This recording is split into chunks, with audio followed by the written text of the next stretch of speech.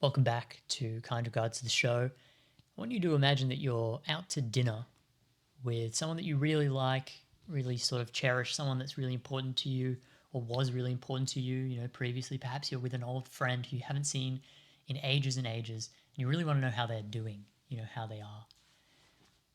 And next to you in this restaurant is a wheelbarrow.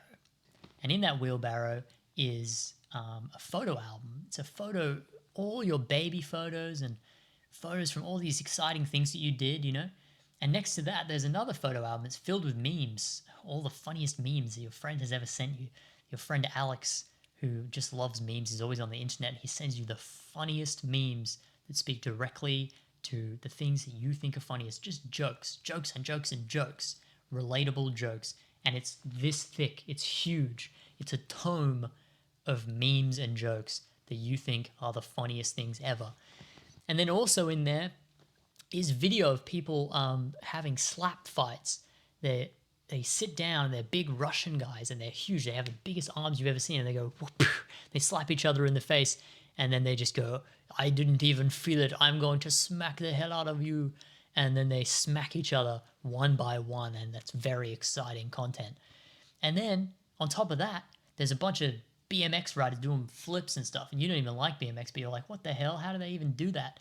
And then on top of that, there's people going down ski slopes. There's videos of parachuting accidents. There's like all the funniest home videos that have ever been recorded, and it's just fail army, just people face planting, and you're like, ha ha ha, that's so funny. You love that content. And there's just DVDs stacked to the roof, and a DVD player and a screen, and you can just boop and then fail army. And on top of that, there's raunchy videos of people that you like how they look. And then on top of that, there's all of the people you ever went to school with. There's a bunch of comments of them, like transcripts of their fight on the internet where they're arguing about stuff. And you go, wow, that would be pretty interesting to hear what Trent's been up to in the 20 years since I saw him last. And then him yelling at someone in all caps in the comment section, that would be pretty interesting stuff.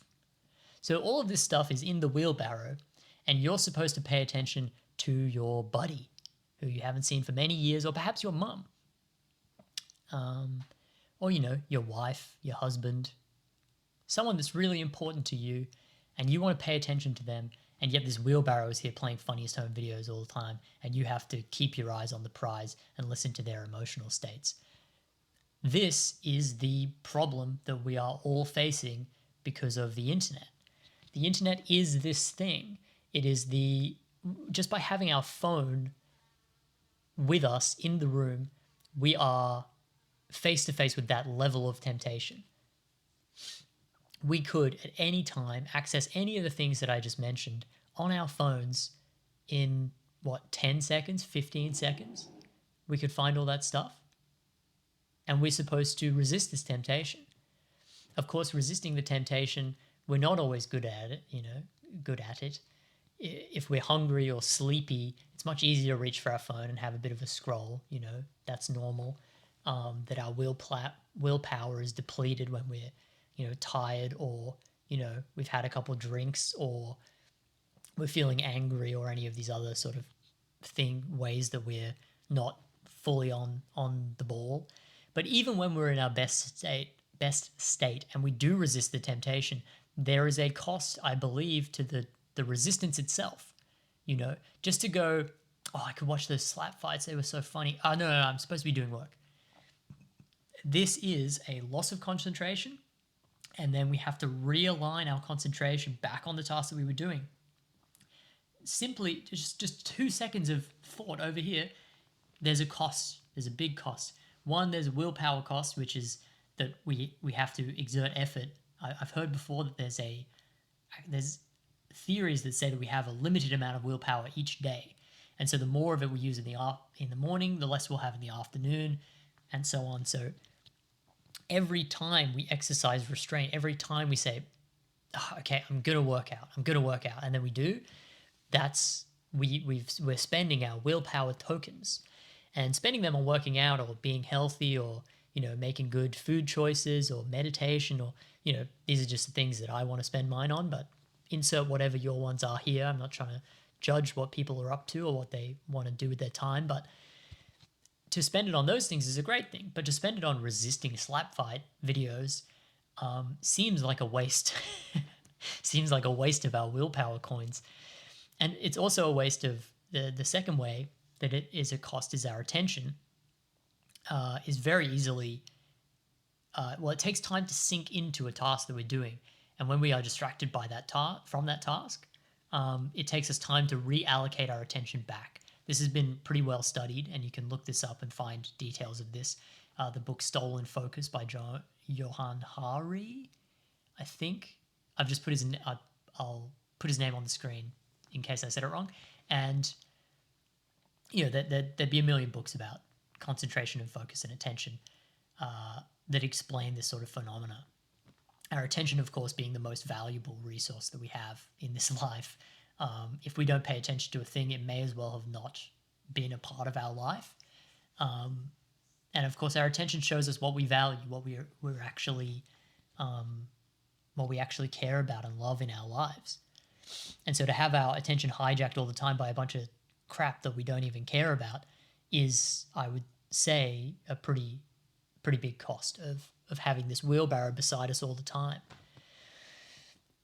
Of course, the wheelbarrow has benefits. The wheelbarrow has an encyclopedia in there, and sometimes we want to look up stuff on Wikipedia, and maybe that's really good for you. And it also has, a calendar of all the times you ever worked out and what you did, and that's quite useful to have it in there. And there's lots of other stuff in the wheelbarrow that might be useful.